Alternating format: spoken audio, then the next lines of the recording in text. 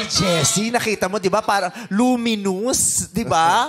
Luminous talaga. Yes. Anong masasabi mo sa kanya? Ang ganda naman po talaga ni Madam Jessie. Kaso nga lang, syempre alam mo na kung saan ka lulugar.